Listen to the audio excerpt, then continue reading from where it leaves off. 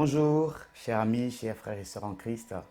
Je suis encore très heureux de vous retrouver sur votre chaîne Maranatha Télévision, votre chaîne préférée, j'ai presque envie de dire. Je suis le pasteur Eric Nyamakou et je suis dans la joie de vous retrouver sur ce plateau de votre émission Je médite.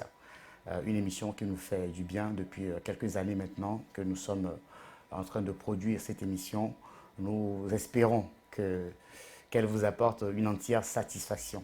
Et n'hésitez pas à nous faire des retours par rapport à ce que vous voyez, à ce que vous entendez, même du point de vue technique, ou du point de vue du contenu, comme du point de vue de l'aspect extérieur.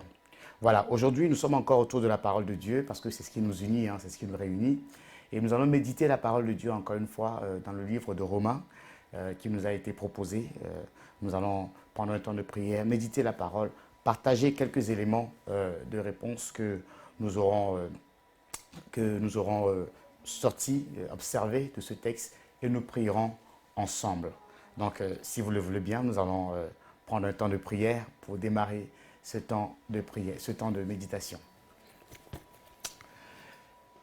Éternel, notre Père et notre Dieu, tu es l'alpha et l'oméga, le commencement et la fin de toutes choses, Seigneur, et nous venons démarrer ce temps avec toi.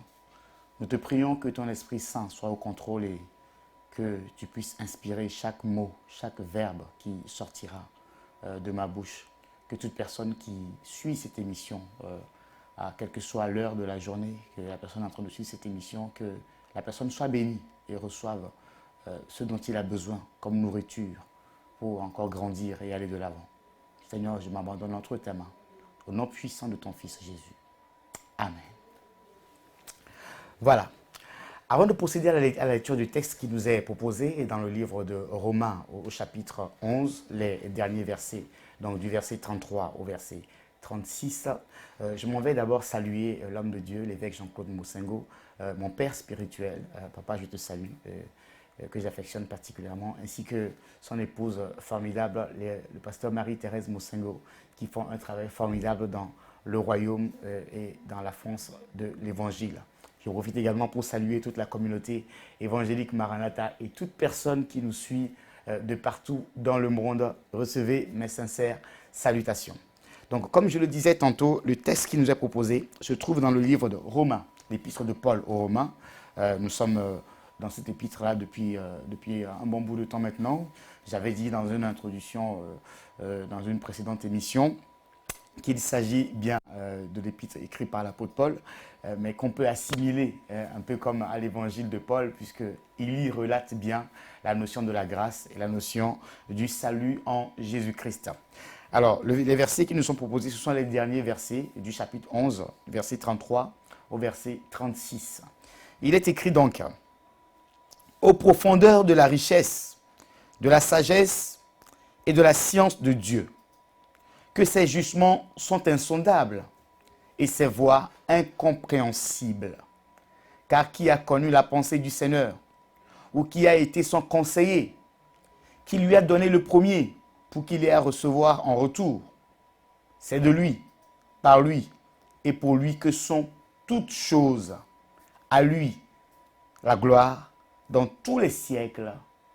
Amen. » Voilà, nous sommes en train de finir ce texte du chapitre 11 où l'apôtre Paul a illustré le dessein du salut de Dieu, non pas pour Israël, non pas pour les Juifs, mais pour nous les païens, pour nous qui étions autrefois païens, qui étions des nations, des nantis, des gentils. Le salut ne nous était pas adressé, mais le Seigneur a choisi son serviteur, l'apôtre Paul, pour nous apporter cet évangile. Il illustre bien le fait que l'olivier franc a été coupé afin que l'olivier sauvage que nous sommes, nous soyons greffés à cet olivier-là. Donc nous n'avons pas à nous glorifier, nous n'avons pas à nous vanter d'avoir eu le salut. Au contraire, nous devons exercer une grande humilité à l'égard de nos frères les Juifs, parce que Dieu s'est fixé un temps. Et l'apôtre Paul, en train de finir son texte dans ce chapitre 11, en parlant de la profondeur et de la grandeur de Dieu. C'est le premier élément que je voulais souligner, quand on regarde tout ceci, nous devons reconnaître la grandeur de Dieu. Il dit, ô profondeur de la richesse et de la sagesse et de la science de Dieu. Dieu est souverain. Dieu est omnipotent. Dieu est omniscient. Dieu est omniprésent. Et c'est ce que nous voyons dans ce texte. Il y a des choses des fois qui nous arrivent dans notre vie que nous ne comprenons pas. Il y a des choses qui sont au-dessus de notre portée. Nous devons simplement apprendre à déposer tout cela au pied du Seigneur en lui donnant toute la gloire. Parce que ce qui se passe dans ce texte ici, c'est un mystère. L'apôtre Paul est en train d'illustrer le mystère de la grâce pour les païens, du salut pour les païens en Jésus-Christ. Et il dit, nous n'avons pas à nous glorifier de cela. Dieu l'a voulu ainsi, que pour un temps, Israël soit incrédule, afin que nous puissions avoir le salut. Bien aimé, ça c'est un vrai mystère qui se cache uniquement dans Dieu. Nous ne pouvons pas le comprendre. Et à un moment donné, Dieu va les ramener tous. Ceux qui sont prédestinés à être sauvés, Dieu va les ramener tous. Dans cette grandeur de Dieu, j'aimerais encourager quelqu'un à redoubler d'humilité. Quand nous voyons la grandeur de Dieu, nous ne pouvons que nous rapetisser. Nous ne pouvons que nous faire petits devant lui. Bien-aimé, comment tu peux dire que tu es chrétien? Tu peux dire que tu es enfant de Dieu, mais tu as encore beaucoup d'orgueil en toi. Tu ne sais pas reconnaître la grandeur de Dieu d'abord par rapport à ce qu'il est, mais reconnaître également la grandeur de Dieu par rapport à ce qu'il est en train de faire, par rapport à comment il est en train d'agir dans la vie des bien-aimés qui sont autour de toi. Et l'apôtre Paul continue en disant que ses jugements sont insondables et ses voies incompréhensibles. Cela me ramène dans le psaume 139. David dit, une telle science est au-dessus de ma portée. Où fuirai-je loin de toi? Où irai-je loin de ta face? Tu es partout, tu remplis toutes choses. Dieu bien-aimé, nous devons lui rendre la place qui lui est due en lui donnant toute la gloire, tout l'honneur, toute la magnificence qui lui est due. Et c'est ce que l'apôtre Paul nous dit dans ce texte, dans cette conclusion de ce chapitre 11. Que ces jugements sont insondables. Bien-aimé, si tu vois ton frère qui est en train de souffrir aujourd'hui, ne rigole pas dans son sort. Ne te moque pas de lui. La Bible nous le dit clairement. Si tu vois ton ennemi tomber dans une situation de faiblesse, ne te moque pas de lui. Ne te réjouis pas de son sort. Parce que la colère de Dieu peut se détourner de lui pour se tourner contre toi en un quart de seconde, tout simplement. Parce que ces jugements sont insondables. Nous, tout ce que nous avons à faire, c'est d'avoir de l'humilité. C'est de nous vérifier notre comportement tous les jours et de savoir si nous sommes encore dans le droit chemin, dans le chemin que le Seigneur a tracé devant nous. Parce que ces jugements sont insondables.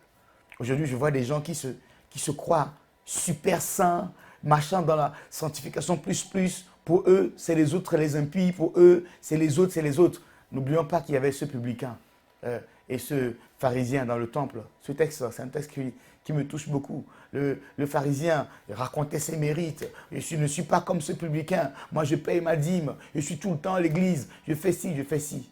Le publicain, lui, il était à genoux, en train de frapper sa poitrine. Il dit, oh Seigneur, aie pitié de moi.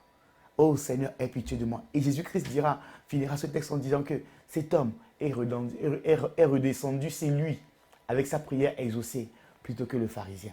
Parce que les jugements de Dieu sont insondables. Bien-aimé, sois humble. Garde ton humilité. Reste humble dans la présence de Dieu. Tu ne sais pas ce que le Seigneur est en train de faire.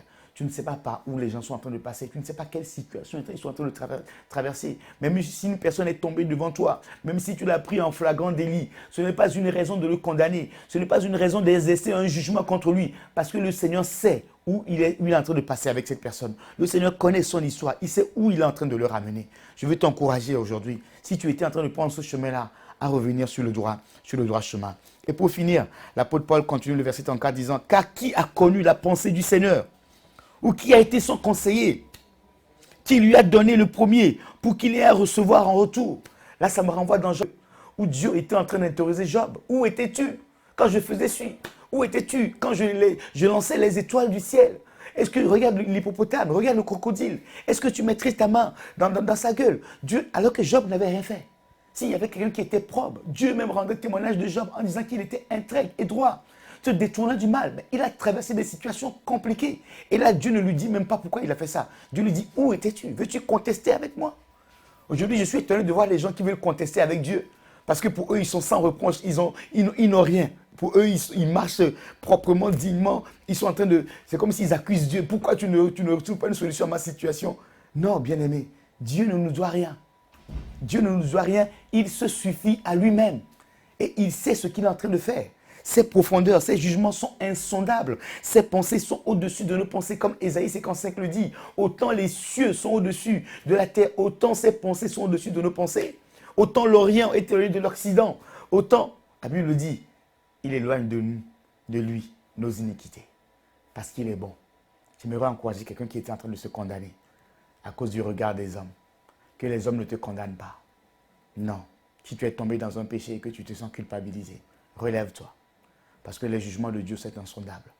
Dès que tu te répands tout de suite, il t'accueille.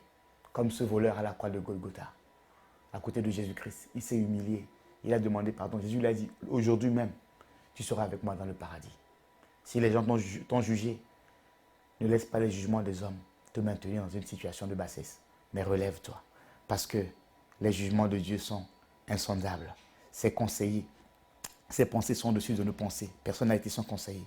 Et pour finir, à lui soit la gloire dans tous les siècles. Apprenons à rendre gloire à Dieu dans tous les siècles, dans tout ce que nous faisons. Soyez bénis, nous allons prier le Seigneur.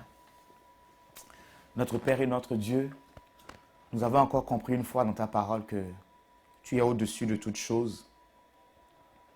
Tes voies, tes jugements, tes pensées sont insondables et incompréhensibles pour nous.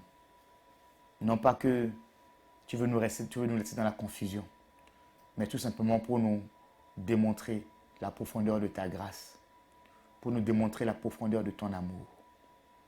C'est pour cela que tu as sauvé ce voleur à la croix, alors que les hommes l'avaient condamné.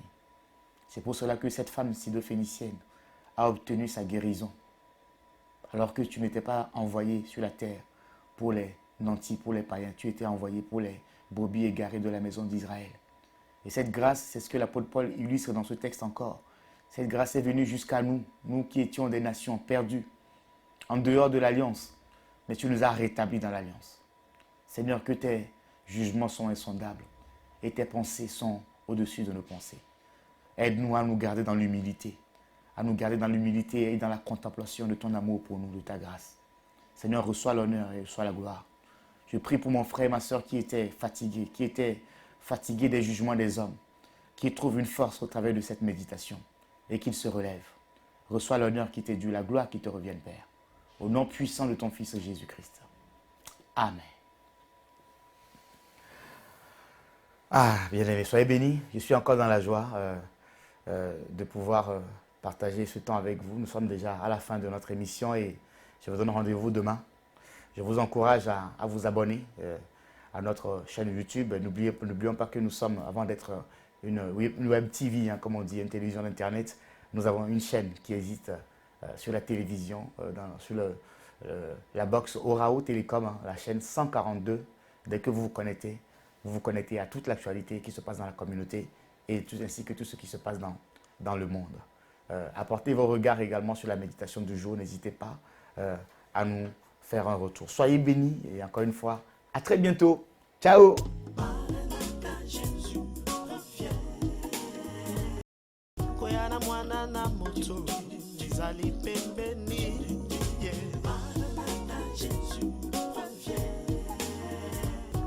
Mwana na moto, jizali pembeni.